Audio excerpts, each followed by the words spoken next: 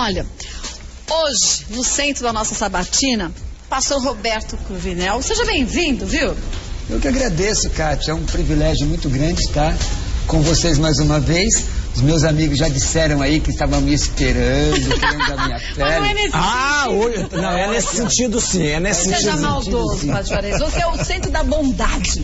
Não cabe um negócio descendo da sua boca. Eu agradeço muito estar aqui. Eu quero mandar um abraço pro pessoal lá da Bahia, onde eu fui missionário, cidade de Cansanção, que estão nos assistindo, a todos os meus irmãos. Eu sou o menor de todos eles e hoje aqui o Senhor me permite responder acerca daquilo que nós acreditamos. E, gente, o nosso objetivo aqui no Mulheres, eu gosto sempre de lembrar isso, embora com esse nome Sabatina, a gente não coloca ninguém, nenhum líder religioso no centro da nossa roda para ser literalmente metralhado. O que a gente quer é simplesmente entender um pouco mais, profundamente até, algumas religiões. Por isso que a gente faz sempre questão da gente ter aqui, ó, religiões bem variadas e diversificadas, mesmo que elas tenham opiniões completamente diversas. É nisso que a gente se encontra, porque a gente percebe que a gente é tão diferente, mas ao mesmo tempo tão igual em muitas coisas, né? Então hoje, para a gente poder conversar com e saber um pouco mais sobre a Assembleia de Deus, a gente tem o Padre Juarez, líder da Igreja Católica. Bem-vindo, viu, Padre Juarez, mais uma vez. Também Afonso Moreira, que é espírita, bem-vindo. Que alegria estar aqui. A gente também, viu? E falei que a gente traz absolutamente todas as pessoas, e há tempos a gente queria trazer alguém que fosse agnóstico, que fosse ateu. E hoje a gente tem o Daniel Sotomayor. Muito bem-vindo também, viu? Um prazer estar aqui. Todo nosso. E acho que a sua presença aqui também faz a diferença para a gente conseguir entender, as pessoas em casa entenderem o que é uma pessoa agnóstica e no que algumas dessas pessoas acreditam. Então, muito bem-vindo. Queria mandar um grande beijo para o Pai Guimarães. A gente sabe que ele está passando por um momento bem complicado, mas de acordo com a crença de cada um, eu sei que ele tem uma fé muito grande, vai ser um momento difícil, isso vai, mas que ele vai receber a ajuda divina. Em pouco tempo ele vai conseguir esperar um pouquinho mais aliviado, mas as nossas condolências para o Pai Guimarães. Vamos ver um vídeo? Resumindo? Vamos? Olha lá. Dizer que uma religião é evangélica é a mesma coisa que dizer que ela é protestante.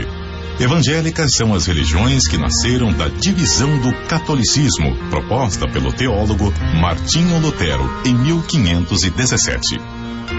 Na época, o alemão não aprovava o comportamento dos padres, que, em suas palavras, tinham virado corretores imobiliários do céu. A principal mudança proposta por Martinho Lutero era uma nova interpretação da Bíblia. Dentre as religiões evangélicas, existem várias denominações, todas independentes entre si, como a Igreja Anglicana, a Batista, a Metodista, a Igreja Pentecostal Deus é Amor. A Assembleia de Deus, tema de hoje da Sabatina do Mulheres, também é evangélica. Ela chegou ao Brasil em 1911, na cidade de Belém, pelos suecos Gunnar Wingren e Daniel Berg. Seu principal ideal é acreditar na salvação através de Jesus, que é conquistada ao se seguir os ensinamentos da Bíblia numa leitura literal. Uma das principais críticas enfrentada por todas as igrejas evangélicas é, ironicamente, o motivo que levou Martinho Lutero, lá em 1517, a romper com a Igreja Católica. Isso mesmo, o de se aproveitar do dízimo com a proposta de oferecer um terreno do céu. Mas nos últimos dias, um membro da Assembleia de Deus, o deputado Marco Feliciano, tem atraído todas as críticas negativas do universo evangélico ao assumir a presidência da Comissão de Direitos Humanos da Câmara. Feliciano é acusado de racismo e preconceito contra os homossexuais. Afinal, quem são os fiéis da Assembleia de Deus e no que acreditam? Bom. Agora, acho que a gente podia começar, pastor Cruvinel, falando sobre as diferenças das denominações. Quando a gente fala em evangélicos, a gente fala um número tão grande de pessoas que creem, muitas vezes, em coisas não tão iguais, porque cada igreja evangélica tem uma denominação e tem uma linha diferente de trabalho, né? Na verdade, eu sou pastor da Igreja Evangélica Assembleia de Deus, presido a Assembleia de Deus Ministério Pleroma. Nós somos ligados à Convenção Geral Assembleia de Deus do Brasil, que aliás hoje está em Brasília com 24 mil ministros. Puxa. Em Brasília em convenção. Temos a CONAMAD, que é uma outra convenção das Assembleias de Deus, que é conhecida como Ministério de Madureira. As Assembleias de Deus surgiram no Brasil em 1911, através de dois missionários, Daniel Berg e Gunnar Wingre, que vieram para cá, eram batistas, e vieram para cá acreditando numa profecia acerca do estado do Pará. Nós acreditamos, nós assembleianos somos um povo pacífico, um povo ordeiro, e que acredita no poder de Deus e na palavra de Deus como a nossa única regra de fé e prática. A Bíblia Sagrada, não só para os assembleianos, mas para os evangélicos em geral, é a nossa única regra de fé e prática. Nós não somos do neopentecostalismo, nós somos pentecostais clássicos, acreditamos que Jesus Cristo salva, cura, liberta, batiza no Espírito Santo e vai voltar para buscar a sua igreja. E nesses 100 anos, nós temos 100 anos, padre e companheiros, a nossa igreja cresceu de forma fantástica, quanto à denominação. Mas o mais importante não é a placa da igreja, mas aquilo que é pregado no púlpito dela. E o que é praticado, né? O que é, na verdade, Tiago, capítulo 1, versículo 22, e eu vou citar muito Bíblia aqui. A minha área de conhecimento é a teologia, não é? Então eu vou falar daquilo que me é pertinente. Vou ficar até um pouco assim, ó, para não virar de costa para nenhum companheiro, para não ser deselegante. Pode ficar à vontade. O texto diz assim, que nós temos que ser praticantes da palavra. Não adianta eu ter um discurso muito aqui, bonito. ali, um discurso muito bonito e viver uma vida reprovada socialmente, reprovada de acordo com aquilo que a Bíblia diz. Falar de amor e não praticar. Falar de salvação e não viver como salvo. E é cerca disso que a Assembleia de Deus, nesses 100 anos, 100 e poucos anos, já tem ministrado em todos. Você acha duas coisas: Coca-Cola e Assembleia de Deus em todo lugar. Verdade. Agora, vou começar com o Daniel Sotomayor.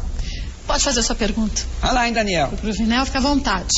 Bom, sendo um programa de mulheres, eu acho que é importante falar do papel das mulheres no cristianismo. Sim. Lendo a Bíblia se encontram muitas referências específicas às mulheres. Por exemplo, lá em Êxodo 20, logo depois dos 10 mandamentos, Deus dá as instruções específicas sobre o que um homem deve fazer para vender sua filha como escrava. No Novo Testamento as coisas não mudam muito. Em Colossenses 3,18 lê-se: vós mulheres estáis sujeitas a vossos próprios maridos como convém a Deus. Tem muitas passagens dizendo esse tipo de coisa. Eu me pergunto se um Deus onipotente, onisciente, onipresente não deveria dar igualdade às mulheres. Sim. Boa pergunta. Eu até agradeço a você essa pergunta. A primeira pergunta você deveria perguntar a um rabino, porque o texto do Antigo Testamento é uma revelação, na verdade, judaica para o povo específico. Na verdade, você que é um estudioso deve saber o que é dispensacionalismo, né? Dispensacionalismo são períodos de tempo em que Deus trata com a humanidade de forma específica, mostrando sempre que a humanidade não pode salvar-se a si mesma. Mas quando nós vamos para o Novo Testamento, que você citou, e vou te dar mais... Na verdade não são tantos textos, são poucos textos.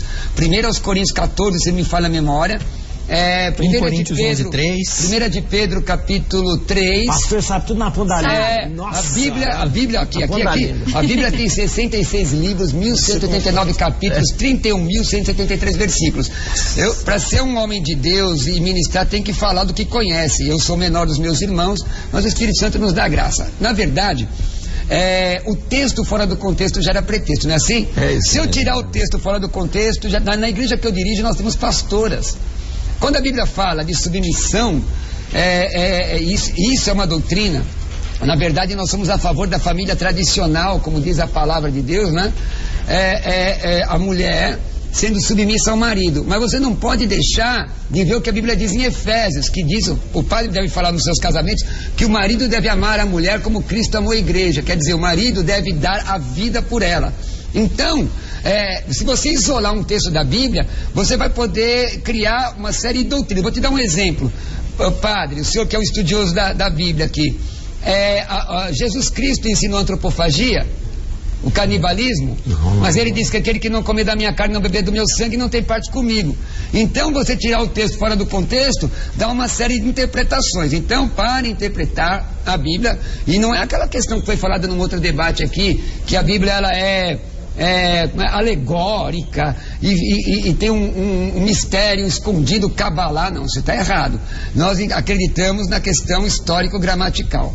Tá ok? Então, existe sim espaço para as mulheres. Quer os textos? para você estudar a posteriori? Porque como estudioso... Vamos continuar com essa Vamos continuar. Não estou satisfeito. Não, mas a questão da satisfação... Eu conheço o Daniel, ele nunca vai se dar por satisfeito. A questão da satisfação, Daniel, é uma questão assim muito subjetiva, né? Porque eu posso falar aqui 2 horas e você não satisfazer. Mas eu vou dar o texto para você e para quem está em casa vendo. Efésios 4:11 diz que Deus estabeleceu apóstolos, profetas, mestres. O contexto não fala de homem, mas fala da igreja, e a mulher faz parte da igreja. Evangelho de João, aliás, no original é Evangelion Katai Ioannis, no grego, Evangelho segundo João. O trecho diz que ele é a luz que ilumina todo homem. Está falando só do sexo masculino? Só de homem provido de órgão reprodutor? Não, está falando da humanidade. Por exemplo, nós temos Priscila, não é? Priscila, Romanos 16, que ela está atuando... Lídia, foi uma outra Lídia. Muito obrigado, meu amigo padre. Lídia. Não é? Lídia, ela trabalha na igreja. Então, na verdade, inclusive, historicamente, o cristianismo ajuda a mulher e não aliena. Porque na época, na história antiga, inclusive em Corinto, que era no istmo do Peloponeso, havia um templo de Afrodite com mais de 1000 prostitutas vestais. Naquela época a mulher só servia para ser prostituta no templo, não é? E o cristianismo dá liberdade para ela pregar o evangelho e aí vai. Agora vai, Padre Juarez. Deixa eu falar uma coisa. Meu amigo. Eu tô muito Quase feliz. apanhei o cara dele, viu? Quase apanhou? Ele, Por quê? ele chegou, ele foi no... Como chama? Na pastelaria, fui né? na pastelaria, gente, porque eu sou normal, viu, irmãos? Eu fui de perto ninguém é muito normal. Mas por quê? Por quê? Cada um tem as suas loucuras. Mas quem serve a Deus não pode ser normal, tem que ser bem doido. Aí falaram pro pastor assim, deixa o padre falar, deixa o padre. Fala, padre, meu amigo. Olha, eu quero dizer que eu tô muito feliz. Só foi coagido.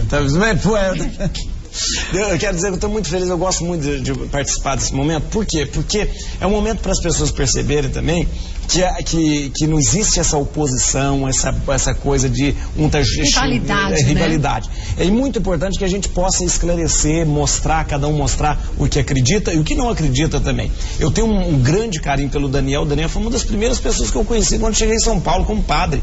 Nós fizemos debates, homéricos sobre, Gostei do homérico. Mas com muito respeito, isso é o melhor. Sim, eu admiro a inteligência do Daniel. Uma inteligência, assim, uma inteligência. E a gente conversou muito, ele já teve oportunidade de ir lá na paróquia de São Judas, quando eu trabalhava em São Judas, foi lá comigo, foi lá, muito bom. Olha, vou dizer uma coisa, vou dizer, a pessoa mais simpática que eu já conheci. É verdade. É do bem. Eu falo assim, sabe aquelas pessoas que a gente gosta de ficar perto? Que transmite paz. Assim, só de ficar perto, não precisa falar nada, só de ficar perto, é muito bom. Muito bom. E o Cruvinel é de sabedoria, inteligência, simpatia, né? Então, mas hoje você não me escapa, Cruvinel. Não me escapa, porque olha... Ele diz assim, mas ele coloca uma preposição... Mas, porém, manda aí, meu amigo. Não, porque vocês lembram quando eu estive aqui na coisa? Ele não... Sabatina. Olha, eu quero perguntar o seguinte, aqui, eu vou voltar a essa questão do... Eu não entendo muito bem essa divisão que existe, a divisão que eu digo assim, Assembleia de Deus, Belém, Madureira, aí depois cria, aí o Silas Malafaia cria uma outra... Só para explicar pra gente, eu acho que pra mim, o Silas Malafaia era da Assembleia, de repente ele criou uma igreja que não é Assembleia de Deus está em Cristo. E o que o torna a Assembleia de Deus? O que faz ele ser Assembleia? Então, você ser assembleiano, o que menos importa para nós do cristianismo, do evangélico, é a placa. Se você idolatra a placa da sua igreja, você está em pecado, está arriscado você para o inferno. É sério. Aliás, eu ensino que existe inferno, e ensino que existe céu, e a salvação é só Jesus e mais ninguém. E na verdade, padre, é o seguinte... Dentro do protestantismo, lá na época de Lutero, nós vimos, nós estudando, vemos que a congregação, ou a igreja, por exemplo, os anabatistas, os batistas, a congregação ela é autônoma. Sei. Então, no caso da Assembleia de Deus, também tem esta origem autônoma. Porque ela congrega numa convenção. Por exemplo, a minha convenção agora é a Convenção Geral Assembleia de Deus do Brasil. Eu sou ligado em São Paulo a Comadesp, uma convenção, aliás, meu abraço, meu beijo a todos os meus companheiros lá. Agora, o que nos diferencia, o que nos faz assembleianos, nem é a questão dos costumes. Não é? É a questão das doutrinas que são esposadas. Por exemplo, vou dar algumas doutrinas que se aplicam não somente aos assembleianos, mas todo cristianismo, todo evangélico que crê com a Bíblia como única regra de fé. Por exemplo, nós cremos em um Deus incriado, subsistente em 3 pessoas, somos trinitarianos, nós não somos unicistas. Nós cremos no homem pecador longe de Deus e no homem arrependido perto de Deus. Nós cremos no nascimento virginal de Jesus. Nós cremos na atualidade dos dons espirituais. Então, esse conjunto e cremos no arrebatamento da igreja, esse conjunto de doutrinas que nos une, entendeu? Agora, existem diferenças, vou dar um exemplo católico romano. Por exemplo, nós temos aí o Papa Francisco, que é jesuíta, da Companhia de Jesus. Você tem os dominicanos. As ordens religiosas. Que tem, embora tenham o mesmo objetivo, tem, às vezes, algumas questões... A gente chama carismas diferentes. É a mesma coisa. Agora, nós somos do pentecostalismo clássico. Sei. Nós não somos neopentecostais. Deixa eu lhe dizer uma coisa. Nós não vendemos, não vendemos salvação. Esse negócio de simonia, sabe o que é simonia, né? Agora, deixa eu perguntar uma coisa. Simone, você quer perguntar sobre a simonia, né? Não, eu quero perguntar da teologia da prosperidade. E eu quero perguntar do dízimo. O Afonso não quer perguntar. Junta os dois. Meu Deus do céu. Afonso. Só passando pra você. Quero saber do dízimo, já que você disse que na Assembleia de Deus não se vende espaço no céu, não se vende nada disso. Se alguém vender, está em pecado. Está em pecado. O que é o dízimo e como que vocês trabalham com esse dízimo? Tá. A orientação é que as pessoas deem 10% do que ganham? Então, na verdade, é assim, irmãos, o dízimo no Antigo Testamento, você vê diversos textos, na verdade... na verdade, Abraão entrega a Melquisedeque, né? Ainda anterior, entrega a Melquisedeque, o dízimo, inclusive, os pagãos praticavam o dízimo. Na verdade, no Antigo Testamento, ele era uma conotação agrícola. Na época de Jesus, inclusive Jesus no Sermão do Monte amplia a visão. Ele diz assim, no Sermão do Monte, Mateus capítulo 5, foi escrito em aramaico. Ele diz assim, se você cobiçar, se você não adulterar, está escrito não adulterarás, mas se você só cobiçar a mulher, já cometeu pecado. Então ele amplia, inclusive no Novo Testamento, a questão da contribuição. Tudo que eu tenho foi Deus que me deu. Deus me deu para quê? Para prover a minha família e para servir aos meus irmãos e até servir ao Senhor. Então o dízimo, Mateus 23, Jesus fala aos fariseus assim, me ajuda aí, viu, irmão? Me ajuda aí. Mateus, eu estou citando de cabeça, Mateus 23 diz assim, que vocês, fala aos fariseus, vocês deviam fazer essas coisas e não deixar as outras, falando sobre o dízimo. Inclusive no Novo Testamento até amplia, eles entregavam tudo na época do Pentecostes. Dízimo de hortelã, da menta, da coisa. Agora, é o seguinte, para que serve o dízimo? O dízimo não é para ninguém comprar carro importado. O dízimo não é para ter casa em Miami. E toda a contribuição da igreja, pode ser que alguém fique triste comigo, mas é o que está escrito na Bíblia. E o meu negócio é Bíblia. O dízimo é para sustentar dignamente os obreiros da casa do Senhor, os que trabalham, porque a Bíblia diz quem não trabalha não come. Não come. Tem outro texto que digno é o obreiro. Mas a palavra grega é ergates, que é traduzida por trabalhador, que tem obreiro que não trabalha. Então tem que trabalhar, tem que visitar, tem que ir atrás, tem que orar pelas pessoas, tem que atender, aconselhar. Eu fico até de madrugada aconselhando muitas vezes. Então o dízimo é para sustentar o sacerdote, Gálatas 6:6, é para expandir, não torná-lo rico. Não para torná-lo rico. Não, mas o que é mais importante, às vezes o sacerdote não recebe salário da igreja. Embora a igreja permita, não é? Porque, cuidado, o senhor tem que se vestir, não tem? Tem que se vestir bonito, com essa batina bonita aí. Batina não, com essa gola clerical. Isso mesmo. Gola clerical, bonita. Então, o dízimo serve também para você dar assistência às viúvas, aos pobres e expandir a obra missionária. Mas como que você vê alguns pastores de várias denominações que usam esse dinheiro de uma forma incorreta? O que eu vejo? Eu vejo muita tristeza. Eu, na verdade, dizem que roupa suja se lava em casa, né? Na verdade, eu participo de programa de rádio que tem quase 50 mil pessoas me ouvindo por minuto. E eu falo em todos eles a verdade. A verdade não importa. Se o padre falar uma verdade, na boca dele é verdade. Não interessa que ele é padre. Se o senhor, que é um ateu, agnóstico, falar uma verdade, não interessa que o senhor é agnóstico. Se o senhor falou a verdade a verdade. Quando Jesus disse o seguinte, Legei ao tu Jesus, disse-lhe Jesus, Ego em mim, rerodós kai realeta e acarrezoi, quer dizer, eu sou, texto grego original, eu sou o caminho, a verdade e a vida. Ele diz, a verdade. Então, se for a verdade, não interessa que seja pastor, se estiver na mentira, ele está em pecado. E acabou. Mesmo jeito. Pastor, se você está mentindo, você está em pecado, meu querido. E acho que é um pecado maior. Entendeu? É um pecado maior. Não, a Bíblia fala tá me dando quem tem trabalho. responsabilidade, o ignorante, ele não peca tanto, porque ele não conhece. Agora, mas nós conhecemos. agora veja bem, a igreja, nós estamos conversando assim, a igreja católica ensina pedofilia? Lógico que não. Claro que não. Pode ter um atribulado lá, pode ter um atribulado aqui que pratica? Pode. No nosso meio também. Jesus tinha 12, Jesus tinha 12 e um era um demônio, no meio de 100, quantos não tem? Meu negócio é com a palavra, a Bíblia. Pode falar, Afonso. Afonso, meu camarada. Eu preciso falar, eu não vou deixar de falar. Primeiro, a minha grande alegria estar aqui ao lado do senhor. E eu queria, parafraseando aqui o nosso companheiro, que estou conhecendo hoje, o Daniel, na federação, nós vamos, na Federação Espírita do Estado de São Paulo, fundamentada na obra básica de Allan Kardec, nós vamos à prática. Há 9 anos, recentemente, nós tivemos como presidente a professora Silvia Cristina. E agora nós elegemos como nossa presidente a professora Julieta Inês Pacheco Silva. Então nós vamos além. Nós estamos sendo comandados pela mulher. O mundo é das mulheres, Kátia. Mas com todo respeito, eu queria nesse instante colocar para o senhor assim, me preocupa muito, pessoalmente, como cidadão, a intolerância religiosa. Certo. Nós aprendemos no Espiritismo que fora da caridade não há salvação.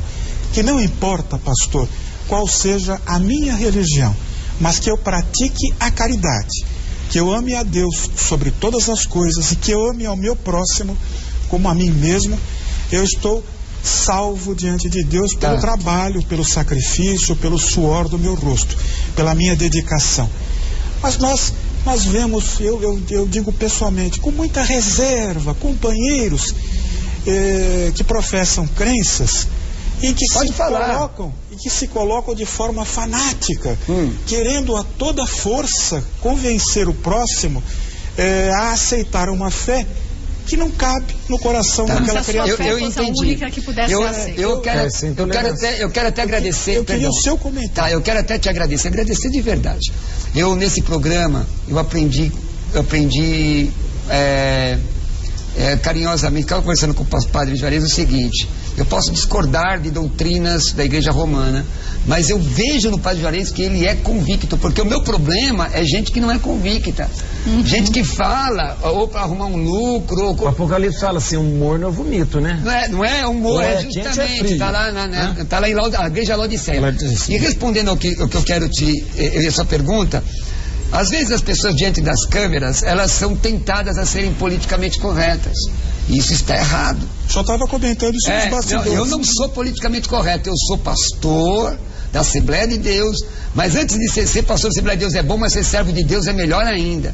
Então eu tenho uma convicção a defender. E a minha guerra não é como eu vi um ativista há pouco tempo aí dizer que pegaria em armas contra religiosos. Como é que é isso? Então, nós estamos no Estado democrático, não um ativista de um determinado segmento aí que acha que nós somos os demônios do Brasil, pegando em armas contra nós. Contra os evangélicos. Contra nós, evangélicos.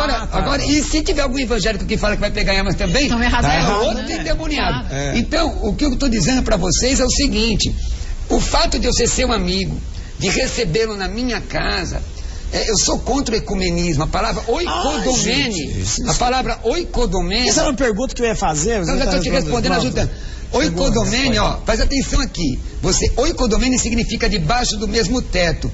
Como é que pode estar debaixo do mesmo teto uma religião que professa que só Jesus salva, com uma outra religião que diz que você pode ser salvo pelas obras? Não há química, é uma coisa heterogênea, não há ligação. Então eu posso ser seu amigo e lhe respeitar. Se o senhor me permitir evangelizá-lo, o senhor me permite, pastor, o senhor queria saber da sua fé, então eu vou lhe evangelizar. O evangelho é assim, assim, assim. Eu não quero, direito seu, somos amigos, vem para minha casa, vamos almoçar junto. O senhor entendeu? Vou lá na sua comunidade, vou almoçar com o senhor. Agora, eu não posso dizer aqui, você perguntar, pastor, o senhor acredita que alguém pode ser salvo através da reencarnação? O cristianismo não crê assim. Mas entendeu? você Mas respeita eu quem respeito. acredita. É uma questão de opinião. Agora, eu vou dizer assim, eu vou lhe desrespeitar dizendo assim, o senhor não crê nisso. Sabe, é uma incoerência. Porque o que me chama atenção é a convicção das pessoas. Se ele é ateu convicto, isso me chama atenção. Mas se ele está só para fazer gracinha, ou outro é o espírito, entendeu? Pastor, você entendeu a minha colocação? Pastor, uma pergunta. Deu para entender? Deu para entender. Me responda uma coisa. As lideranças religiosas, por fecharem os olhos, por serem omissas, não estão incentivando essa atitude por parte dos seus fiéis? Mas então me dá um nome, me dá uma coisa assim mais clara, que não seja tão abrangente. Lideranças como, por exemplo, o evangélico, por exemplo. Quem sabe? Mas em termos de quê? Veja, como assim? O que nós pregamos no Espiritismo é como o senhor bem colocou, é a fraternidade, certo. É a união, é o amai ao próximo. O cristianismo diz a mesma coisa. E Jesus, nós seguimos Jesus. O nosso livro de cabeceira é o Evangelho segundo o Espiritismo de Allan Kardec. E por ter as máximas morais do Cristo, não é? À luz do Espiritismo. Então, o que nós queremos, pastor, nesse instante, é aos nossos companheiros que estão nos ouvindo de outras religiões, para dizer que no Espiritismo nós respeitamos, nós aceitamos, nós confraternizamos, e as nossas casas espíritas estão abertas a todos os religiosos. Então, o senhor acaba de divulgar uma doutrina espírita. Exato. E tudo bem. Como a sabatina é com relação às Assembleias de Deus e a Assembleia de Deus crê na Bíblia, a Bíblia ensina o seguinte, que salvação só através de Jesus. Jesus disse o seguinte, eu sou a porta. Se alguém perguntar, todos os caminhos levam a Deus? Eu digo, levam. Pastor, isso é heresia, não é nada. Apocalipse capítulo 20 diz assim, deu o inferno os mortos que nele havia. Deu a morte os mortos que dele havia. E todos estavam diante, não diz isso? Do trono de Deus. E abriram-se os livros. E aquele que não foi achado escrito no livro, da onde? Da vida. Esse foi lançado no lago de fogo e enxofre.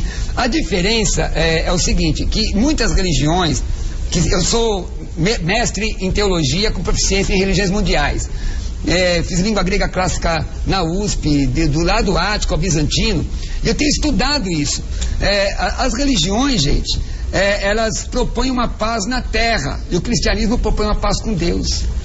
A questão de paz com Deus, por isso que Jesus morreu na cruz. Tudo bem, mas veja, se a gente quiser ter paz com Deus, a gente tem que ter paz na terra. Por exemplo, agora recentemente, de uns tempinhos pra cá, a gente vem percebendo o quanto que o Marco Feliciano tem feito declarações num momento que a gente conhece? Eu não conheço pessoalmente. Você pegou minha pergunta de novo. Toda vez. Um momento delicado, que a gente está com muito preconceito, que a gente tem cada vez menos tolerância e mais intolerância. E você falava há pouco que quando a gente tem uma informação, quando a gente não é ignorante, a gente é responsável duplamente. Sim. Ele sendo uma pessoa que está à frente de uma igreja, ele não deveria repensar no que ele diz, por exemplo, em relação aos homoafetivos, ou falar de uma forma deixa eu dizer de acordo com a religião, mas sem misturar. Eu posso acrescentar uma coisa nessa pergunta, porque você responde toda vez? O Marco Feliciano falou muita bobagem. Ele falou o negócio do Caetano Veloso, o Caetano Veloso era ungido pelo demônio, ou não coisa. Ele falou do John Lennon, que foi um absurdo que ele falava que um tiro pelo pai, um tiro pelo filho, um tiro pelo Espírito Santo, como uma coisa. Isso não é pensamento da Assembleia de Deus. É ou não? Deixa eu falar. Eu não votei no pastor Marco Feliciano, não votei nele. O meu deputado também é pastor e é do Brasil para Cristo. É deputado, se quiser até falar, porque é um homem de Deus e está na Comissão de Direitos Humanos. Sim. E foi o deputado que fez o trabalho lá com relação a um problema na Bahia, muito sério. Fazendo um bom trabalho. O Marcos Feliciano, penúltima vez que me encontrou na Expo Cristã, eu disse a ele o seguinte, falei, irmão Marcos, o irmão, eu não concordo com tudo que o senhor fala, mas politicamente ele tem tomado algumas posturas. Agora, então eu vou explicar, eu quero que vocês me dêem 2 minutos para explicar isso. Pode explicar. Essas questões que ele falou, do John Lennon, se você for ver o vídeo, reporta 9 anos atrás, ele era um menino, falou bobagem. Então hoje... Mas ele continua falando bobagem. Não, mas se ele falar isso, ele vai ser repreendido. A liderança repreende, nós temos lideranças. Isso que eu queria saber. Existe uma hierarquia para dizer, para de falar bobagem mesmo. Olha, existem pastores com cabelo branco, como o do meu amigo aqui, que são extremamente sábios, com milhares de igrejas, que tem coragem de dizer, irmão Marcos Feliciano, o senhor está errado, para. Mas o problema ali não é o irmão Marcos Feliciano. Primeiro, essa questão do John Lennon, é óbvio, é uma aberração. Isso. E uma coisa que você vai ver, ele está de suspensório. Você pega um vídeo meu de suspensório, eu tinha cabelo. Hoje eu não tenho mais cabelo, entendeu? Na época que eu usava suspensório. Então, estão tentando pensar questões, por exemplo, ele dizer que tem demônio lá na Assembleia. Olha, irmãos, a gente tem que ser justo. A bancada católica ou evangélica que viu uma coisa que é antibíblica, ela vai atribuir, pelo menos, pode até atribuir ao demônio. Mas a gente tem aqui uma frase falando disso, ó. Pela primeira vez na história desse Brasil, um pastor cheio de Espírito Santo conquistou um espaço que até ontem era dominado por Satanás. Quer dizer, ele diz do Satanás como sendo assim, as outras pessoas que... O Espírito Santo aí com letra minúscula, né? Muito, né? Mas tudo bem, mas isso não é o que vem muito ao caso. O que ele diz é que, quer dizer, ele pela primeira vez, um pastor cheio de Espírito Santo, conquistou um espaço que até antes dele só era dominado por Satanás. Quer dizer, todo mundo que sentou naquela cadeira. Então, antes dele era o demônio? Olha, é o seguinte, meus queridos, a boca fala do que está cheio o coração, diz a Bíblia. É verdade. E a pessoa vai dar conta daquilo que está dizendo. Ela vai dar conta. Agora, o que acontece é o seguinte, o problema com o Marcos Feliciano não é ele, Padre Juarez. Então, poderia ser qualquer evangélico ou católico que lá tivesse. Sim, mas você tem que controlar o que sai dessa boca. Pastor, por exemplo, ele fez uma declaração muito forte com a questão... A minha preocupação é que a gente está falando da Assembleia de Deus. O que ele fala não é Assembleia de Deus. Ele falou da questão de uma maldição para os africanos, que eu acho uma aberração teológica. Justamente, uma aberração teológica. Está lá em Gênesis. Então, o que eu quero, a minha preocupação, ele disse pastor, assim, ó, africanos são, a gente vai colocar, ó, que os africanos são amaldiçoados. Isso. Em 2011, Feliciano postou que africanos são amaldiçoados pelo personagem bíblico Noé. Isso é fato, escreveu em seu microblog. O post depois foi deletado. Bom, eu vejo o seguinte, sobre essa questão aí... A minha preocupação é a questão da Assembleia de Deus ensina isso, mesmo porque o movimento pentecostal, deixa eu ensinar para vocês um pouquinho de história do pentecostalismo. Isso. O movimento pentecostal surgiu através de um negro cego, de um olho, ele é cego, chamado William Seymour, final do século XIX, final do século... 19, isso, final do século XIX, me ajuda aí que eu tô na idade, né, gente? Que idade você tá? Vocês têm dó de mim. Final do século XIX, William Seymour foi cheio do poder do Espírito Santo, com a evidência de falar em línguas, e ali começa numa igreja na Rua Azul, já está na história, e ele era cego de um olho. E naquela época as mulheres não podiam nem votar. E no movimento pentecostal elas tinham liderança. Naquela época o negro, havia a questão da secessão nos Estados Unidos. O negro tinha que atravessar a rua e existiam igrejas protestantes que o negro não podia ser membro. E através do movimento pentecostal ele tornou-se membro. Então hoje nós temos grandes líderes. O próprio Marcos Feliciano é de origem negra.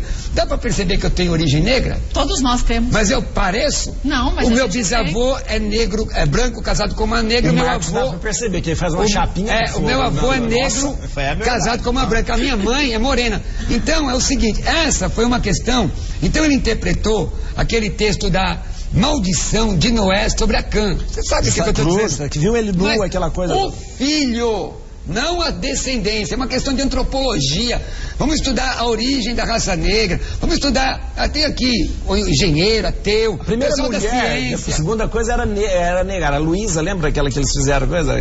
Inclusive, aqui no Brasil, começou com uma mulher o movimento pentecostal. A primeira pessoa batizada no Espírito Santo aqui foi mulher. Agora, já que a gente está falando que uma coisa é o que diz a Assembleia de Deus. Você vê esse negócio de ter assessoria? Você viu? Nossa, é chique. Você tá ele fica dizendo assim, olha pra cá, me ajuda aí. Fica te Você tá mostrando pra ele as coisas pra falar? Não, sabe o que eu tô dizendo? É porque eu sou assim meio... mas pode ficar à vontade. Aí ele diz, olha pra câmera. Tem telepatia, olha pra pastor? Mas a gente tem 53 câmeras. Nisso? Agora, já que a gente está desmistificando essa história, o que é a opinião de uma pessoa, Marcos Feliciano, e o que é a Assembleia de Deus, para a gente não misturar e colocar tudo no mesmo balaio, porque acho que isso é terrível. Mas eu só fazer uma colocação.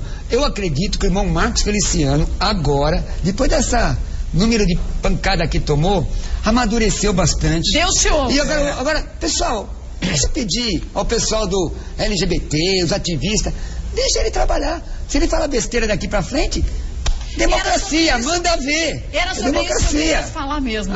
Porque eu vou bater nele, no bom sentido, viu? Isso. Não vamos tirar palavras. o que eu estou falando. O pastor tem citando violento. Porque falaram isso do meu irmão Silas Malafaia lá, deu maior rolo, ainda bem que tinha um juiz muito bom que sabe ler e interpretar as coisas. Agora, deixa eu aproveitar e fazer a minha pergunta pra você. Você não deixou o Daniel fazer pergunta. Na Daniel volta ele fez. faz. Ele já fez. Fiz uma. Mas na volta uma você só. faz mais umas 10. Eu gosto de ver. Só quero saber essa.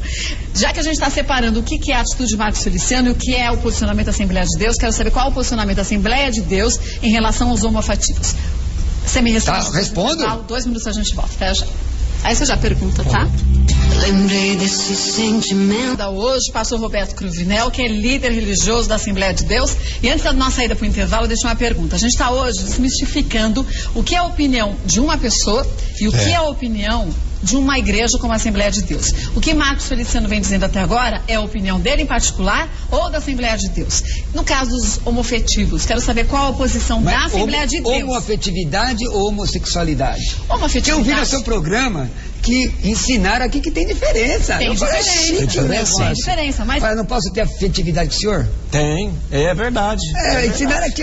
Mas como que vocês enxergam? Como a Assembleia de Deus enxerga? Então, tá. Na verdade, não é questão da Assembleia de Deus. A questão é do que a Bíblia diz.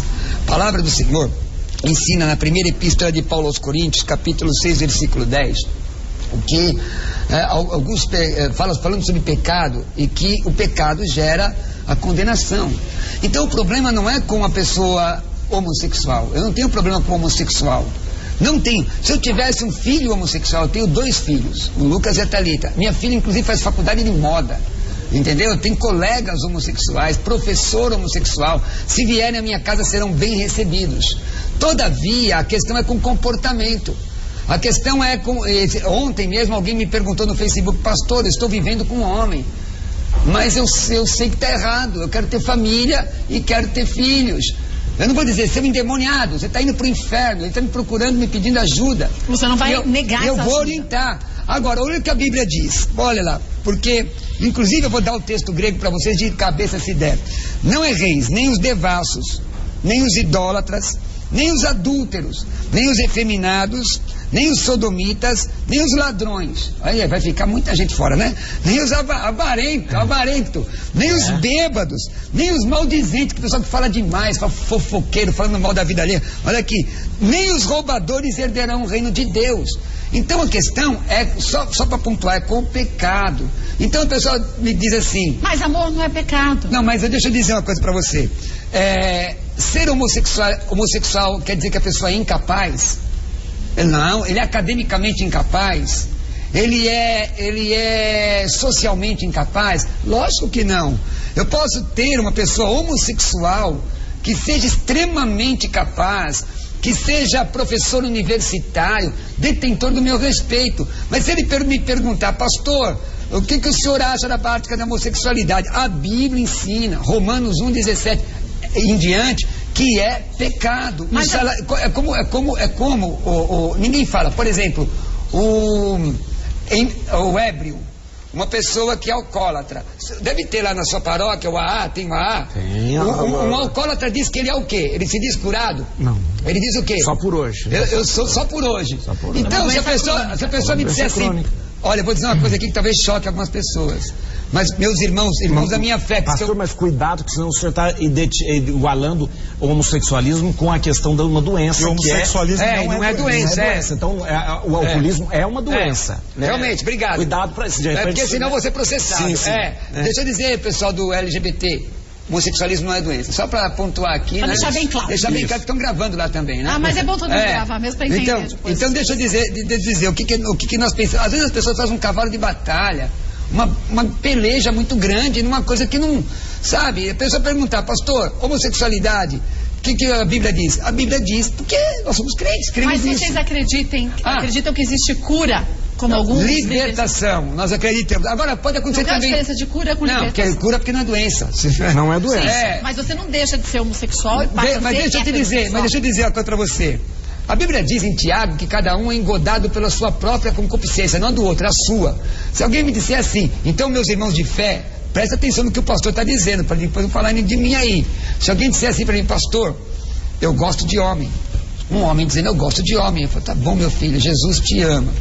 Mas, pastor, eu sei que a Bíblia condena. Eu vou me abster de casar, vou me abster.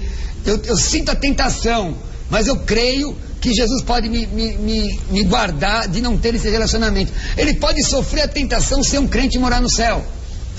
Simples. A pessoa não sabe. Não, ele passa a ser um heterossexual. Mas não veja bem. Ele não vai virar. A pessoa, eu não quero me casar.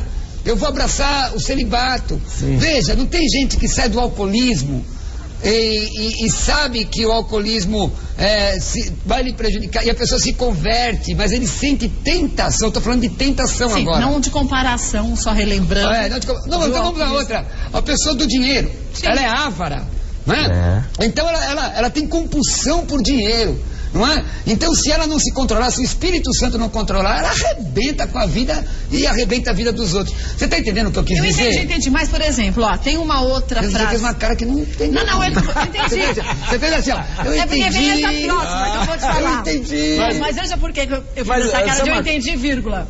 Olha, o Feliciano fez uma outra declaração em relação à homofobia. Foi a seguinte, ó. Se a lei para combater a homofobia for aprovada, teria que fazer o mesmo para outras minorias. Por exemplo, para quem é caolho ou banguelo. Então, mas aí, mas peraí, você tira a frase do irmão Feliciano dentro de um contexto geral. Tem que tomar cuidado com isso, Padre Juarez. Tem que tirar dentro do contexto geral. Mas dentro de nenhum contexto essa frase estaria boa. Eu não vi. Tudo bem, tem que ter caridade com ele, mas ele tem que parar de falar bobagem. Ele tem que parar mas deixa eu dizer, porque tá deixando feio pros evangélicos. Deixa eu dizer pro senhor, tá manchando. Deixa eu dizer pro senhor. Porque é um trabalho sério com todo respeito, feio é ir na porta de um templo evangélico. Sim, e fazer uma algazarra como ativistas fizeram. Sim. Feio é chegar aqui na Paulista, e eu acredito que a pessoa tem liberdade de fazer o que quiser. Meus advogados não estão aqui, mas tem um advogado no céu, tá tudo bem. Tá bom. Ó, e chegar na Paulista... Tem advogados no céu? Tem um advogado no céu, tá escrito lá que Jesus é meu advogado.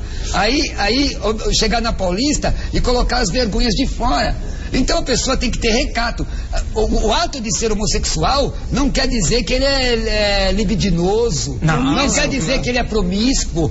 Mas o que nós estamos vendo aí, estão tentando nos fazer engolir uma coisa que a sociedade brasileira, seja ela, o Estado é laico, mas não é laicista. Nós temos 42 milhões de crentes em Jesus no Brasil.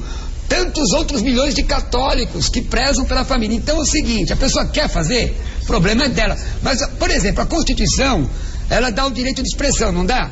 A Constituição não dá o direito de expressão? Sim. Então dá direito de falar que eu não concordo com a homossexualidade. Amo o homossexual. Agora, se eu falar, eu posso falar contra o padre Marcelo, posso falar contra você, posso falar contra o espiritismo, mas se eu falar contra o homossexual, o camarada quer me processar? Ah, irmão, por favor, a Constituição já está aí. Mas o que fala? Como se fala? Eu tô falando muito alto. Tô falando muito alto. Agora aumentou um pouquinho. É porque eu me inflamei. Não, sabe o que é? Sabe o que é, Kátia? Deixa eu dizer pra você. Eu sou pai. Eu trabalho em comunidade, eu vou para debaixo de ponte entregar marmitex e orar por pessoas que muita gente que está em Brasília não sabe nem que existe. Eu vou para lá ajudar a pessoa, sabe? Que às vezes o camarada vai lá com tantos mil votos aí porque participou de uma emissora aí e aconteceu alguma coisinha com ele lá, agora ele é deputado, e ele diz que pode falar o que quiser. Vem comigo ajudar criança de rua, vem comigo, mas isso que eu quero ver. Mas aí a gente volta ao início do que você disse. Isso, pastor. Não é só ter a palavra, é praticar. Pode ser espírita, pode ser católico, eu tô dentro. É pra ajudar os outros, eu tô dentro. Volto já, e aí finalmente, Daniel, você vai perguntar. Você está discriminando o Daniel só porque ele é ateu. Não estou discriminando. É que a gente se empolga e ele fica tão quietinho. Os espíritas também. Daniel, foi bom te conhecer, tá sendo bom te conhecer, viu? Mas já volto, e aí a gente vai saber direitinho. Dá processo, viu, cara? Você gosta de agitar, né, Juarez? Voltando à nossa sabatina hoje, com o pastor Roberto Cruvinel, finalmente Daniel Sotomayor vai poder fazer sua pergunta. Daniel Sotomayor. Bom, eu queria juntar a questão da mulher com a questão dos homossexuais, porque o que parece a grande parte das pessoas que não são cristãs é que os cristãos escolhem a dedo as, entre aspas, verdades que eles querem seguir, os preceitos que eles querem seguir e ignoram outras. Quando você falou da questão do contexto, essa é uma defesa clássica. Mas eu não consigo achar que contexto, Kátia, possa possa justificar frases como dizer que Cristo é a cabeça do homem e o homem é a cabeça da mulher. A Bíblia não diz isso. Pode olhar, 1 Coríntios 11, a Bíblia não diz 3. que aquele é a cabeça, ele diz que ele é o cabeça. E é um contexto diferente. E o homem sendo cabeça da mulher, Sim, tá. Que contexto justifica isso, pastor? Posso responder agora? Por favor. O senhor é apologeta ou polemista? Eu sou ateu. Não. Eu quero saber que dentro dessa versão, porque, mano, eu fiz só por brincadeira, tá? O texto que você está citando, está na primeira epístola de Paulo aos Coríntios, capítulo 11. 11:3. Quando ele diz que Cristo é a cabeça do homem. Na verdade, a Bíblia foi escrita e a história mostra num contexto patriarcal. É óbvio. Exatamente, é isso que eu estou dizendo. Então, deixa eu interrompê-lo só mais um pouquinho. Eu permito que o senhor me interrompa. Com a devida vênia. Veja. Vai lá. Quantos livros bíblicos foram escritos por mulheres? Quantos dos 12 apóstolos eram mulheres? A prática do cristianismo... Você já leu a Bíblia? Toda. Você já leu a Bíblia? Toda? Eu conheço peraí. Você começou a sua assertiva com a questão parece. Parece não quer dizer que seja. Uma coisa pode parecer e não ser. Para ser, você tem que conhecer. Você tem que entrar dentro da questão da teoria do conhecimento, por exemplo, epistemologia. Vamos voltar ao assunto? Não, mas eu estou voltando. Eu estou te dando o quadro para chegar lá. Porque não adianta chegar aqui no... 2 milhões de pessoas e jogar uma assertiva. Simples, então essa questão aí... 12 apóstolos não escolheram uma mulher. Então, imagine como o mundo seria diferente se esse personagem Jesus, que eu entendo ser fictício, dissesse: as mulheres são iguais aos homens, vou escolher 6 mulheres e 6 homens. Não, isso nos relegou a 2000 anos de misoginia. Hoje em dia as mulheres no Vaticano, desculpe padre, só entram lá para limpar a privada e servir cafezinho. Olha, não, as mulheres vou bater pra baixo. Mas essa batina, eu vou ficar no meio dessa batina. Não pode. Mas as mulheres não podem. O machismo, tradicionalmente, mas é um deixa eu lhe dizer uma coisa. Daniel, no espiritismo... Deixa eu lhe dizer uma coisa. O senhor está livre dessa. Deixa eu lhe dizer, uma religião... Do racismo. Olha, o racismo... Uma religião, porque não? Não, mas eu não posso. A mulher, seja ela... A mulher... não é uma raça específica. Isso é uma questão de ciência. Bom, mas tudo bem. Na verdade, o Daniel... Onde está a igualdade Daniel, da mulher? Deixa eu lhe dizer uma coisa. Então, eu vou responder isso. Mas primeiro eu quero te responder uma coisa ao senhor e aos nossos mais de 2 milhões de telespectadores. Toda religião que tenta adaptar-se às conveniências do mundo ou ao pós-modernismo, ela não presta. Na verdade, o cristianismo apronta paradigmas para que nós nos adequemos a ele. Então, agora explicando esse texto dentro de um contexto histórico, você está citando Corinto. Em Corinto havia, como eu disse, era uma igreja no istmo do Peloponeso, deve conhecer de geografia, né? Onde se passava barco pelo meio da cidade e havia um templo a Afrodite com 1000 prostitutas vestais. Por que Paulo cita essa questão da mulher ali? Porque a mulher entendeu, inclusive, vou te dar o autor, porque é bom dar o autor também, Pilman, um escritor judeu, no seu livro A Bíblia, livro por livro, ele é judeu, convertido ao cristianismo, já falecido. Ele explica que as mulheres naquela época entenderam a mensagem da liberdade de Paulo equivocadamente, né? E elas, por conta da liberdade, que conhecereis a verdade vos libertará, elas tentavam ser iguais às prostitutas do templo de Afrodite. E isso causou uma celeuma. Você vê que isso acontece lá. Quando você interpreta o texto, você tem que interpretar o texto. Isso é doutrina? Isso se aplica só àquele lugar? Por que Jesus não escolheu uma mulher? Primeiro, Jesus não era legalista. Ele era supralegalista.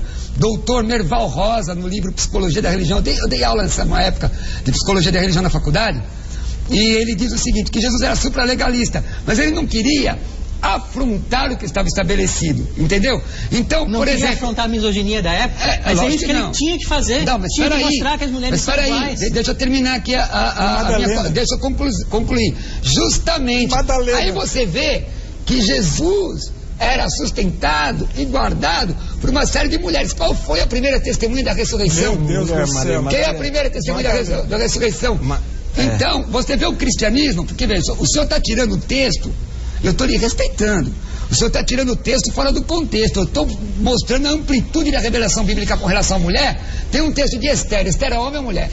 mulher. Hã? E Débora? Que não foi escrito Débora por uma de mulher. Baraque. Mas o caso de... Mas quer dizer que o senhor se firma no fato de ser escrito para nós o principal. Só um minutinho, Fábio. Para nós o principal é que a orientação da Bíblia, eu sei que o senhor não crê, mas para nós é a orientação do Espírito Santo. Qual é o livro que chama a pessoa pelo nome antes dele nascer? Não é a Centúrias de Nostradamus, não, é a Bíblia. Qual é o livro que diz que uma nação ia nascer num dia só? Está lá no livro do profeta Isaías, é a Bíblia. Tá, Bíblia, os livros, no meu entendimento, o senhor não crê, mas no meu entendimento é a palavra de Deus que pode mudar a sua vida. Daniel, Pode falar. eu só quero falar a questão da mulher não serve só cafezinho no Vaticano, só para não ficar dessa forma. Hoje os grandes teólogos na Igreja Católica são mulheres. Nós temos a Academia de Ciência dentro do Vaticano, que nós temos 26 ganhadores do Prêmio Nobel, tem mulheres também. Tem membro? Elas rezam mesmo? Existe. Oi, não. Aí eu quero ser bispo? Não, deixa eu dizer uma coisa. Agora eu quero dizer uma coisa para você. Nós, o entendimento dentro da... Na Igreja Católica nós temos a hierarquia bispo, diácono, padre e bispo. São 3 hierarquias que nós temos dentro da igreja. Não existe outras hierarquias. Os outros títulos, arcebispo, cônego, monsenhor, papa, são títulos que são dados. Hierarquicamente falando, nós somos divididos em diácono, presbítero e bispo. Para nós, isso é uma questão. Isso não é honraria. Não é algo que nos faz melhor do que o outro. O cargo. Essa título. Mas mesmo assim não deixam ela. Não, Diego, aqui. Mas o fato, não, Daniel. Mas responde direto, por que mulher não pode? Porque Jesus não tinha uma mulher como apóstolo. Exatamente. E justamente, 2000 anos. Mas, não, você tá, peraí, você tá... Eu vou falar. Não, velho. Aí vocês estão tentando. Por que você acha que se a mulher fosse padre ou fosse bispo, seria melhor? Nós não, no fato de eu ser padre, eu sou padre, não quer dizer que eu seja melhor que o meu irmão. Mas não sou melhor. Mesmo assim não Não, mas peraí. Não, é isso. A mulher tem um monte de coisa dentro da igreja e o pastor está dizendo aqui, ó, se você pegar as mulheres da Bíblia, você pega a mulher do começo até o final. Tudo bem. Tudo bem. Mas eu já falo por que a mulher não pode ser voltamos ao catolicismo? Porque é o seguinte... Voltamos ao catolicismo romano. Kátia Silene Fonseca. Escuta. Por exemplo, é um erro da igreja. A nossa concepção é achar que se a mulher fosse padre, se a mulher fosse bispo, nós estaríamos dando um plus para a mulher. Isso não significa que ela seja melhor. Ela não significa... E não significa permite aparteá-lo. Aí, deixa eu só permite terminar aparteá-lo. O negócio é o seguinte, a mulher, ela tem a sua importância, a mulher tem a igualdade, que a própria Bíblia fala. A Bíblia não é um livro machista, isso não pode falar. A interpretação é machista. Daniel Soto tá lá nas palavras. Daniel, a mulher foi feita para o homem, não o homem para a mulher. A mulher fez a costela do homem, não foram criados os dois. Costela, Daniel. Costela significa lado, Daniel. Costela significa lado. Padre, ou seja, a mulher foi criada do lado do homem. Depois não é para baixo, é para cima, é do lado. Costela do lado. A ideia do Daniel é simplesmente antagonizar uma religião. Eu quero dizer ao Daniel... olhar as evidências. A palavra, mas evidência... 2000 anos de machismo. Olha, eu estou te dando evidência. Se você for na igreja que eu pastorei, a minha esposa é pastora, e ela prega, e ai de quem desrespeitar a autoridade dela. Mas isso nas assembleias, é um mérito para a Assembleia. Nas Assembleias de Deus... Não, mas a Assembleia de Deus, as Assembleias de Deus, quanto convenção, não ordenam mulheres. Isso é uma questão das igrejas locais. Entendeu? Agora, eu fico, com todo respeito, viu, Daniel, abismado. Eu não estou aqui, ele não me deu procuração para defender o catolicismo romano, mas nós vamos ver que me dá a impressão que o fato de você ter uma vez minha esposa, eu frequentava uma igreja que não tinha mulheres com ordenadas, minha esposa era missionária. Aí perguntaram, pastor, irmã Marli, existe pastora? Ela levantou e disse, eu fico muito feliz de poder ser serva de Deus. Então, para nós ser servo de Deus com título, sem título, porque eu vou estar ministrando do mesmo jeito. Quem gosta de palco é artista. O servo de Deus, o cristão, ele quer encontrar o coração das pessoas. Eu entendo a sua questão, mas o que você falou não está dentro da Bíblia. Eu estou te mostrando todos os textos da Bíblia e provando a você que Efésios 4:11 está falando de mulher também. Mas na verdade eu vou defender o Daniel. Porque ele fez uma interpretação. Eu defendo, sabe por quê? Eu sou contra. Ele fez uma interpretação dele. Assim como a gente lê a Bíblia, eu tenho uma interpretação, você tem outra, o Afonso outra, o Padre Juarez outra, o Daniel tem outra. Não é porque ele é agnóstico, ele é ateu, porque ele é uma outra pessoa. Porque ele é a mesma religião que nós. Não, mas a gente vai almoçar junto, mas eu que eu não concordo, não concordo. Ó, eu sou que nem o Rui Barbosa. Defendo, acho que foi o Rui Barbosa que disse isso, defendo Voltaire. Voltaire, dizem até que morreu doido, né? Morreu doido, Voltaire. Vê aí, meu pessoal. Voltaire? É, morreu. Voltaire, vou falar. Quando falo de Voltaire, na hora de morrer ainda chamou um padre, ainda vagabundo, sem vergonha. Mito. Então, tudo que discorda do Daniel é mito, não tem evidência. Agora, a Bíblia... Voltaire. Padre, a Bíblia é diferente do livro de Nostradamus. Mas só um pouquinho só. Só uma colocação científica. Não, só um segundinho. Ciência à luz da Bíblia. Vamos deixar a ciência para daqui a pouco. Só um minutinho. Afonso também vai poder perguntar. Fala. Eu vou até ali, já volto, porque assim o Riquinho traz uma água com açúcar para acalmar os ânimos por aqui, eu já volto. Para todos. Precisando. Volto já também pela nossa sabatina. Voltando à nossa sabatina, acalmaram-se já? É mais ou menos. Estão todos calminhos? Tomaram água com açúcar? Eu só queria dizer, viu? Pode falar da ciência. Tem muita gente que diz que a Bíblia é um livro. A Bíblia não é um livro de história. Ela não se preocupa em divulgar questões históricas. Os ateus, os estudiosos vão para a arqueologia. Eu também estudei arqueologia um pouquinho, não é? Conheço um pouquinho. Agora eu acho interessante de um livro que na época que Galileu Galilei disse que a Terra era redonda e que o centro da nossa galáxia, que nós não éramos geocêntrico, mas heliocêntrico, ele quase foi condenado, quase mataram o camarada. Se ele tivesse lido a Bíblia, 600 anos antes de Cristo, Isaías havia falado que Deus se assenta sobre a redondeza da Terra. Nem diz que é redonda porque ela é achatada nos polos. Só isso. Tá bom, agora Afonso, pode perguntar. Meu querido Afonso. Pastor, o senhor tem o 10%, o dízimo, os 10% na igreja evangélica. Eu pergunto para o senhor, nós no Espiritismo nos empenhamos na assistência social.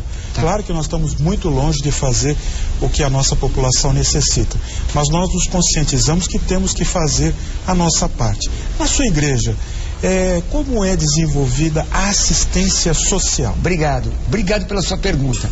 Olha, assistência social não tem nada a ver com religião.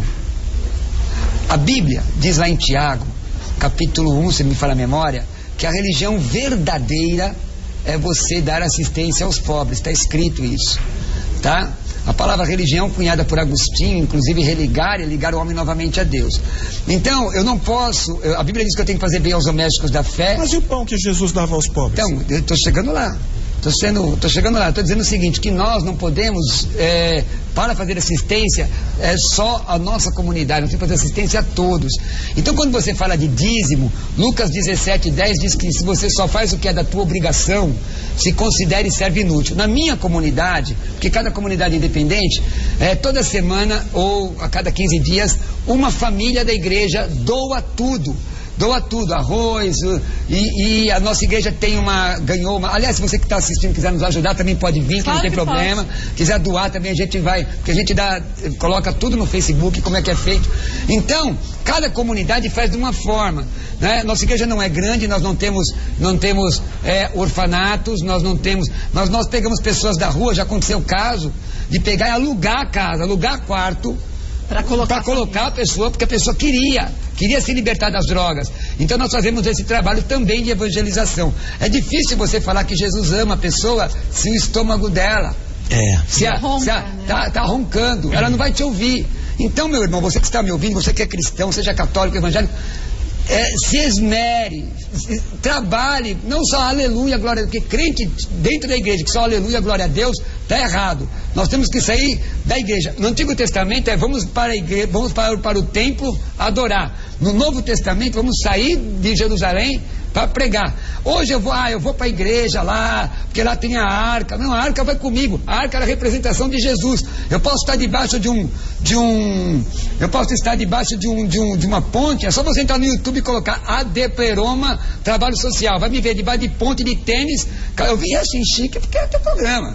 Eu estou lá de jeans, distribuindo marmitex, porque eu acredito nisso. Não, mas você faz o que você acredita e não só acredita na palavra. O problema é que gente que fala coisa que nem acredita, aí ninguém merece, aí não dá meu respeito, não. Agora, deixa eu te perguntar uma coisa e o próximo já é o Daniel de novo. Tá na hora tu também, Simplício. Depois vai você. Mito ou verdade? Para uma pessoa se transformar num pastor da Assembleia de Deus, você tem que doar tudo que você tem para a igreja? Não, na Assembleia de Deus não tem isso. Não, tem nada disso. Isso. Eu já ouvi essas questões em outros lugares. Mas na Assembleia... Eu acho assim, eu penso assim, tudo que eu tenho, eu já dei carro, mas não para a igreja. Para quem? Não, eu conto? Eu vou contar. Eu estava tomando banho. Tinha vendido meu carro para uma pessoa, uma bênção de Deus. Olha, o esposo, uma bênção de Deus. Eu ouvi Deus falar comigo. Deus falou, vai lá e perdoa a dívida. Perdoa a dívida? Você perdoou a dívida? Chamei minha esposa, falei, Deus mandou perdoar. Aí ela falou, é de Deus. Falei, perdoei. E aí? Eu estou semeando na vida dos outros. Quem cuida da gente é Deus. Você não tem um carro para vender, não? Na verdade, eu tenho 2. Não, mas o que acontece... Olha, o que acontece, gente, é o seguinte. Ou eu acredito no que eu prego, ou eu sou um tremendo do mentiroso. O senhor sempre ouve essas vozes? Às vezes, não, sim, porque a oração é um diálogo, não é monólogo. Você começa assim, Deus está lá esperando você para te responder, aí você levanta, tchau Deus, eu estou indo embora. Para, é diálogo. Então eu converso com Deus, eu creio nisso. Você diria que isso é uma manifestação espírita, eu digo que não. Já tô dando. Meu direito de tomar um remédio, cara. Se você diga. E o Daniel toma um remédio de tarja preta que para. Mas eu não vou achar que. Olha, Daniel, deixa eu te contar. Quando eu não era crente em Jesus, eu fumava maconha, cheirava cola, era vice-campeão de capoeira, conhecido como Caveirinha, Conde Caveira, Beto Mortes e Beto Canivete. A minha mãe tem um corte de faca nos 4 dedos da mão por minha causa. Eu conheço o budismo na liturgia de Nichiren Daishonin em japonês, eu decorei a primeira página. Quem mudou minha vida não foi a Assembleia de Deus, não, foi Jesus Cristo. E como Jesus mudou a minha vida, eu não preciso de remédio nenhum para ouvir a voz de Deus. Eu já vi gente aí tomar o chá de daime para ter visão. Eu que tomava chá de lírio para ter chá de cogumelo. Olha, Espírito Santo ama você. E Jesus quer falar com você. Você pode estar no fundo do poço, aonde você estiver, Jesus tira você daí. Pode acreditar. Volto já e Daniel faz a próxima pergunta. Mas de novo, meu Deus, você não para. Você não para aqui, cara. Não para você respirar, vocês estão muito calorosos. Quero falar em línguas aqui. Tina, pois agora é a vez do Daniel. Agora ele vai perguntar bastante, porque ele não perguntou nada até agora. Vamos duas seguidas. Mas, Daniel, aquela pergunta, o negócio quase ferveu aqui. Depende do que você fizer, eu vou botar a música do rock aqui. Vai com fé, vai com fé. Não, com fé não, quero crer. Sem fé. Vai com confiança. Qual a diferença de fé e confiança? Não, ele que dá. Não, deixa pra lá, vai. Quando eu estiver sentado aí, eu respondo. Por sinal, tá convidado a sentar no centro da nossa sabatina. Vai ser um grande prazer. Agora pergunte. Nós vamos vir, né? Pode vir. Me chama.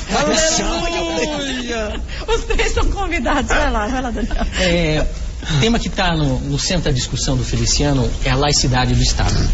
Poucas pessoas sabem o que isso significa. O que é isso? Explica. Laicidade do Estado é o Estado tratar igualitariamente os credos e os não credos também. Ou seja, ele não pode nem impedir ninguém, nem incentivar ninguém. Nem favorecer ninguém. Tem que fazer cara de paisagem.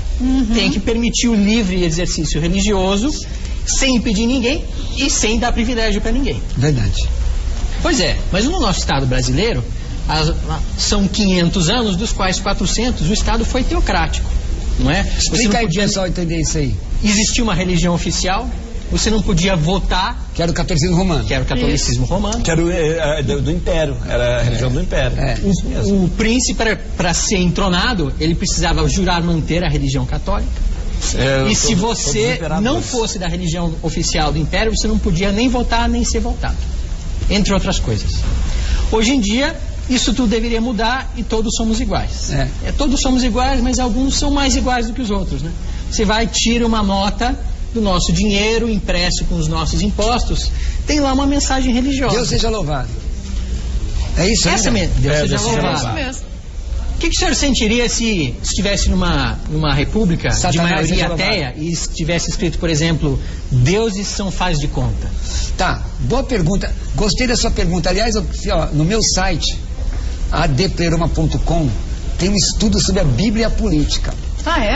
Pode entrar lá, pega de graça. adpleroma.com, pode entrar lá. Na verdade, acho que era dentro daquilo que você queria me perguntar também, né? Foi, eu queria perguntar. Mas o Estado é laico, mas não é laicista. O Estado é laico e é verdade, e tem que ser assim.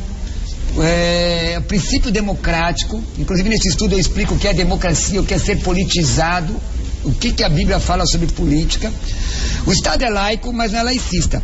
Agora, o que é democracia? É a vontade do povo. Se o povo sabe votar ou não sabe votar, é uma outra discussão, dá até um debate. Né? Vou dar até um exemplo. O Marcos Feliciano teve 211 mil votos. Embora muitas coisas que ele ensina não representam a ideia da minha denominação, entendeu? Na questão com relação à Bíblia, Evangelho, é aquilo. 211 mil votos. Outra pessoa, já vi gente aqui falar, mas nós somos minoria.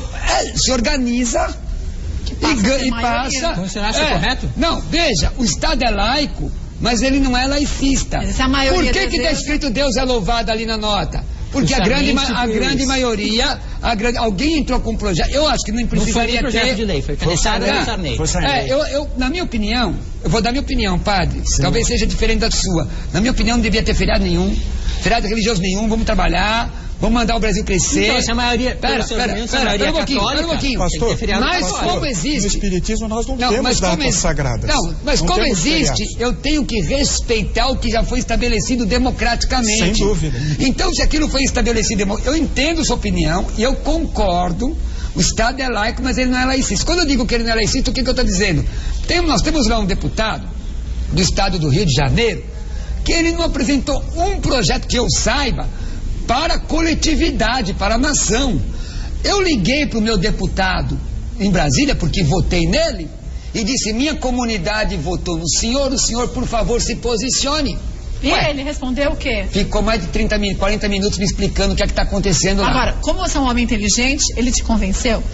Me convencei, meu deputado não foi o Feliciano, não votei nele. Quer que eu diga quem é? Eu digo. Pode falar. Eu votei no pastor Roberto de Lucena. Agora, veja bem, Eu perguntei se ele te convenceu, porque... Não, sim. Tudo na vida. Sim. Aí o que acontece? Ele vai lá e apresenta, na Comissão de Direitos Humanos... Ele apresenta, o pastor Roberto de Lucena apresenta um projeto para a Bahia que não tem nada a ver com religião. Quem é deputado lá tem que trabalhar, deputado, vereador, para a coletividade. Agora, ele não pode negar suas convicções. Alguém lá apresenta um projeto para tirar o nome pai e mãe se o meu deputado não for contra essa posição, eu não voto mais nele. Meu deputado, alguém apresenta um projeto a favor do aborto, não é? Ou tirando o conceito de família tradicional, como está na Constituição. Alguém apresenta esse projeto e o meu deputado apoia esse projeto, eu não voto mais nele. Mas aí você tem que ter memória. O que falta para o nosso povo é memória política. Mas isso tudo que está acontecendo está nos despertando. O pessoal está nos ajudando a nos unir e nos despertar. Se o padre falar no palanque, a bancada católica, falar lá no palanque, lá na Câmara, ou na Assembleia Legislativa aqui, algo a favor da família, eu vou lá bater palma, apoiar e pedir para minha comunidade apoiar. É bom senso. Não sou bobo? Pode perguntar agora, Juarez, pode perguntar. Não, eu ia perguntar o pastor sobre essa questão, mais ou menos. É porque os evangelhos, eles se articulam muito bem com essa questão da bancada evangélica. Dizem que não é muito assim. Dizem. Os católicos não têm uma bancada, porque na verdade, nós temos hoje só 2 padres que são deputados, e mesmo assim são deputados.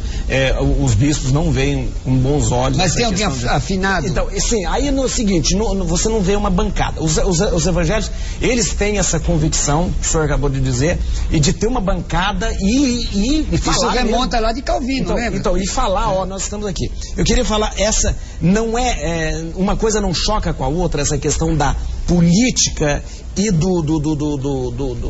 da religião. Pergunta. Pode chocar. Política e religião? Pode chocar. Não mistura, as coisas não ficam meio... A igreja católica também mistura. Sim, não, eu digo, a igreja misturou muito. A igreja católica não tem uma bancada. Não tem uma bancada, mas eu digo misturar no sentido de... Muitas vezes isso depende de cada pastor, e depende também de cada nação. De um jeito diferente. Eu perguntei pra você. Depende também, olha, o Daniel fez uma colocação que é verdade. A nação, antigamente, os impérios se davam por conta da impetração da Igreja Romana. A igreja, inclusive, o Império Alemão era assim. Na verdade, você estuda a história do Brasil, a gente vai entender o padroado.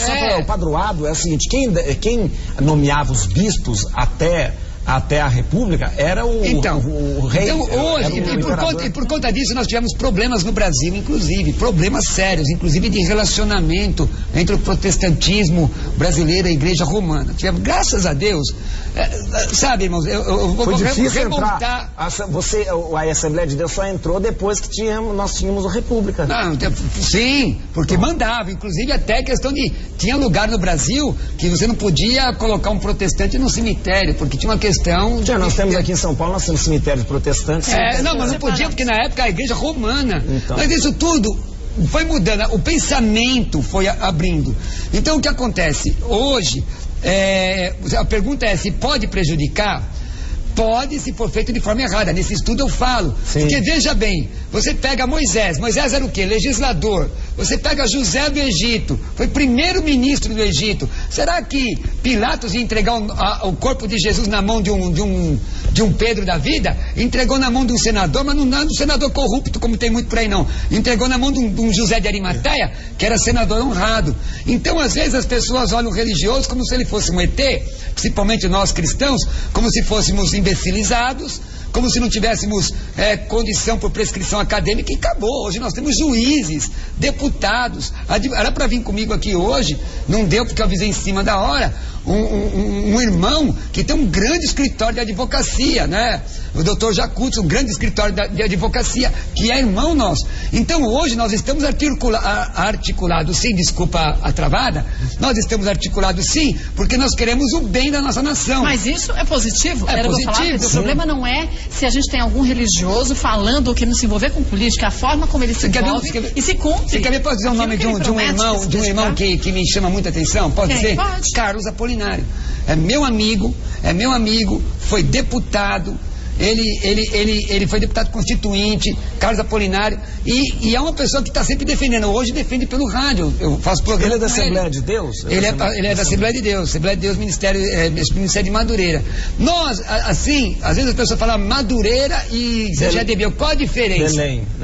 Belém é uma convenção estadual. Até eu explicar isso tudo para você. Bom, então vai ficar para outro dia. Peraí que eu já volto e a gente já continua. De novo, já vai sair. De novo. Deixa eu agora só pedir pro Afonso se quiser fazer a última pergunta. Meu amigo Afonso, só deixa eu tirar uma foto pra gente dar. A gente tira a foto.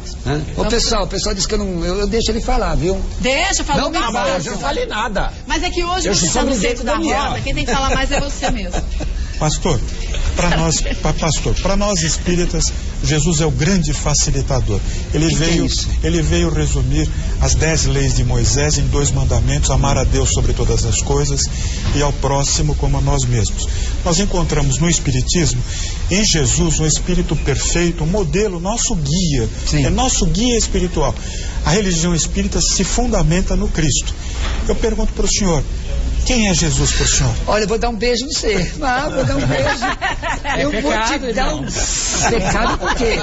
Beijo pode dar. Não é pecado nenhum. Homoafetivo, não. Aliás, o ósculo santo era um cumprimento normal. As pessoas que são complicadas. Mas é o seguinte, olha, Jesus Cristo, ele não é um espírito guia, simplesmente. Aliás, guia, segundo a Bíblia, são os pastores. Não é obedecer os vossos pastores, uma outra tradução, guia, o grego poimen. O Espírito Santo, parácletos, parar uma preposição ao lado, kaleo chamado, que é como um advogado que te acompanha. Quem é Jesus para você? Jesus para a igreja evangélica e para qualquer cristão é o salvador da humanidade, não há outro além dele. A Bíblia diz, 1 Timóteo 2,5, há um só Deus e um só mediador entre Deus e os homens, e o nome dele é Jesus. Não é um pastor que te salva, não é um padre que te salva, não é uma entidade, Assembleia de Deus, batista, católico, espírita que salva você. É Jesus. Ele morreu na cruz, porque a Bíblia diz que sem derramamento de sangue não haveria remissão de pecados. Ele morreu na cruz, não é para Fellini fazer um filme dele, não. Ele morreu na cruz para, como diz o Papa Francisco, e falou porque está na Bíblia, para reconciliar o homem com Deus. Então eu quero dizer ao senhor e à senhora que não importa o buraco que você esteja, a situação adversa, nós acreditamos no Jesus, em Jesus, não em um Jesus, em Jesus, que é o Salvador da humanidade e que pode transformar a sua vida. Sabe o que precisa fazer? Só dizer: Jesus, perdoa meus pecados, entra no meu coração. Agora, pra gente encerrar de vez, quem quiser conhecer um pouquinho mais a Associação Brasileira de Ateus Agnósticos, Daniel, tem algum Temos site? um site, www.atea.org.br. atea.org.br. Isso aí. Queria agradecer demais a sua participação e, ó, tá convidado a sentar no centro da nossa sabatina da próxima vez. Tá aceito? Convite aceito, então a gente já agenda direitinho. Padre Juarez, quem quiser conhecer um pouco mais do seu trabalho, saber dos shows, das missas. www.padrejuarez.com.br. Entra no Facebook também. Facebook também. /padrejuarez.com/Padre Juarez. Eu também, nós vamos aqui. Vamos nos seguir no Ateia também, nós vamos. A gente virou amigo aqui, muito legal isso. Mas isso que é muito bom. Muito legal. Afonso, quem quiser conhecer a Federação Espírita. Kátia, de segunda a segunda, nós estamos na Rua Maria Paula 140. Bem no centro, no né? Centro perto da Catedral da Sé, da estação do metrô em Agabaú, Praça da Sé, esperando pelos amigos. Se não puder ir fisicamente, que eu faça virtualmente pela internet, www.fes.org.br. Eu queria recomendar também a leitura de O Livro dos Espíritos, de Allan Kardec, onde estão os fundamentos do Espiritismo que nós abraçamos. Obrigada mais uma vez, viu, Afonso? Pastor Roberto Cruvinel. Vamos ter foto ainda hoje? Bom, então tá vamos bom. ter foto. Quero agradecer, viu? Quero agradecer o privilégio, quero agradecer a Deus por estar aqui. Minha esposa, a pastora Marli, o Lucas, a Thalita, meus filhos. Agradecer o Henrique Dami ali, que é o assessor de imprensa, os pastores que estão comigo, o pastor Maganin, o pastor Walter. Agradecer a todos vocês que abrilhantam essa programação. Muito obrigado. Eu sou pastor da Assembleia de Deus, Ministério Pleroma. Hoje à noite eu estou dando aula. Quem quiser assistir minha aula pode ir lá. Avenida Tietê, 42, Jardim Paineiras, Diadema. E domingo eu estou na igreja pregando a palavra.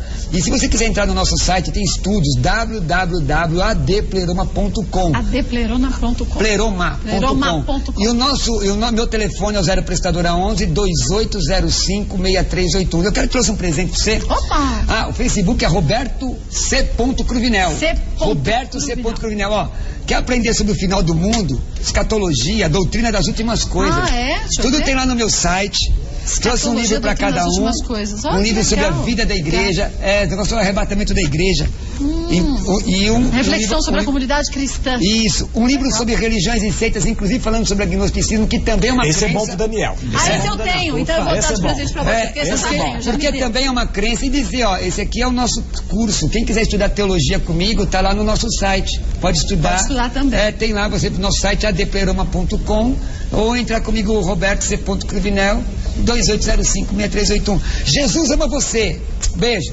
Queria agradecer a participação de vocês, viu? Obrigado. Dizer que pra gente aqui no Mulheres, pra todos da nossa produção e equipe técnica, é um prazer a gente poder ter religiões tão diferentes aqui, mas ao mesmo tempo se respeitando. Quando a gente fala que os ânimos se aquecem, é porque todo mundo tem tanta pergunta pra fazer e todo mundo quer fazer suas perguntas na mesma hora. Mas por que isso? Porque quem tá no centro da roda sempre é muito respeitado. Então isso é muito bom. Então obrigado por vocês terem comparecido mais uma vez, viu? Eu que agradeço.